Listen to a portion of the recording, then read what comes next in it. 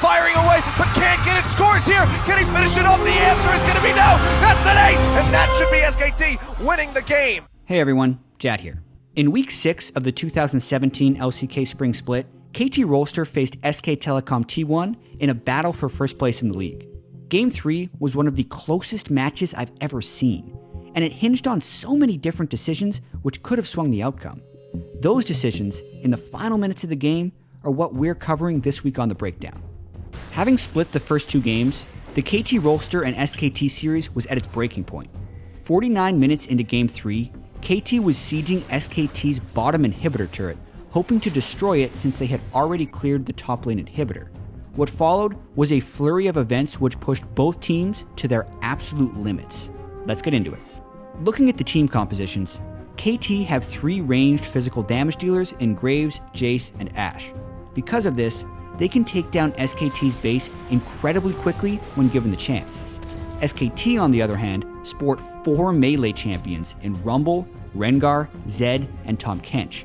With such a range discrepancy, SKT is put into situations where they're forced to fight KT in order to defend their base. Successful fights for SKT involve Huni landing an equalizer onto the ranged damage dealers of KT, while Faker's Zed and Blank's Rengar fly in for the assassinations, all the while Bang's Jhin lends aid from afar with Curtain Call. Successful fights for KT involve picking off SKT before the fight even begins with a Gragas Explosive Cast from Smeb or an Ashe Arrow from Deft. Alternatively, a successful fight for KT involves keeping their ranged champions safe while still allowing them to deal damage to SKT's initiators. As KT land a killing blow onto SKT's bottom turret, SKT make the decision to attempt a flank. But based on the position of KT's minion wave in the top lane, SKT doesn't have long to make it work. Blank and Huni approach from the side as KT try to retreat. And this fight plays out about as well as SKT could hope. Huni lands a picture-perfect equalizer that touches all of KT's main threats, Bang opens up with Curtain Call, Faker and Blank fly in to follow, and as if that wasn't enough, Wolf and Huni utilize Abyssal Voyage to pick off Pawn and save Faker.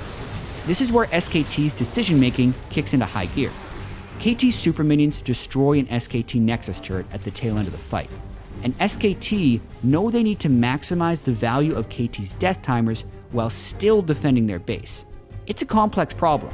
SKT have to quickly decide how to best defend their base from a minion wave of that size, while also deciding how to prioritize objectives, and also who to send to those objectives. Plus, any hesitation is costly. Initially, Faker begins channeling his recall, but then changes his mind as SKT's plan begins to take shape. SKT opt to recall Wolf's Tahm Kench and Huni's Rumble while sending their 3 best turret killers towards KT's mid lane inhibitor turret. Then, since Score's Graves shows up to clear the minion wave in the mid lane, Huni opts to teleport onto the sole surviving minion, which keeps the mid lane turret vulnerable and pushes Score completely back. All of these decisions have consequences. While Huni helped SKT open up KT's mid lane, it was at the cost of SKT's second Nexus turret, as Wolf can't stave off so many minions by himself. He did manage to keep KT's minions from destroying the Nexus though, which bought the rest of SKT just enough time to push.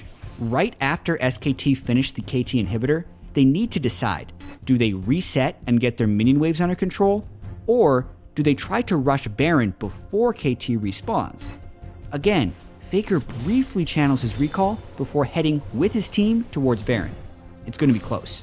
Here, Faker actually stops for blue buff, which slows down his ability to reach Baron, but it has the potential to come in handy later on. KT make the near instant decision to try and stop SKT from getting Baron, but they have to check blindly. Score can assume the Baron has been started, otherwise SKT would have people showing on the map clearing the minion wave on topside. So Score smartly wards over the wall first, but then burns his quick draw instead of utilizing the blast cone to hop over the wall.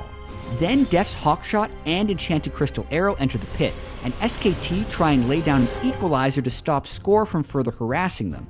SKT do push Score out of the pit and finish Baron, but end up barely getting caught by KT as they retreat. Blank falls to Score, and Huni narrowly prevents his GA from proccing with a flash away. Now with a 5v4 and a defenseless Nexus, KT make the call to move to top lane and look to end the game. And since SKT sacrificed their Nexus turret minutes earlier, they have almost no defensive aid from KT's push. This fight throws KT into yet another complex decision. Do they fight SKT first and attempt to win the fight before killing the Nexus, or do they rush the exposed Nexus and hope that SKT can't kill them in time? But what if KT would have tried something completely different? By rushing towards SKT's base, they are opting to not get Elder Dragon. If KT had instead opted to run for Elder Dragon after their kill onto Blank, they could have secured it and then attempted an Elder Dragon empowered 5v5 push some minutes later. What matters though is the impact and execution of the decision they do make. KT go for the 5v4 fight. Smeb attempts a pick onto Faker with Body Slam Flash, but Faker dodges the explosive cask with Deathmark. Bang opens up a curtain call, but fails to account for Score, who dashes into Bang and nearly ends his life.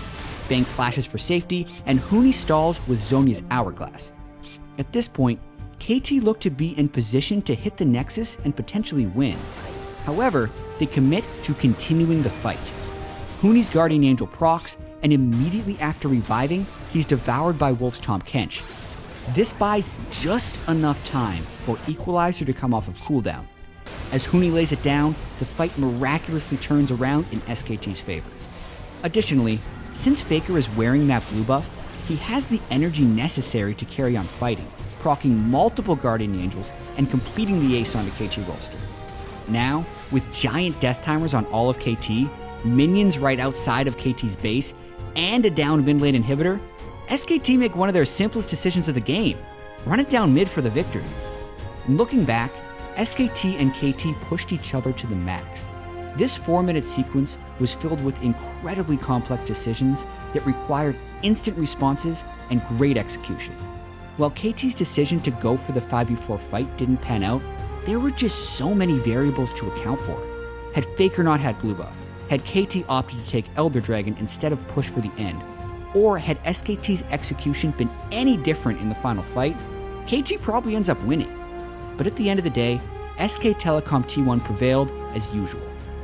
And with the win, SKT moved into sole position of first place in the 2017 LCK Spring Split.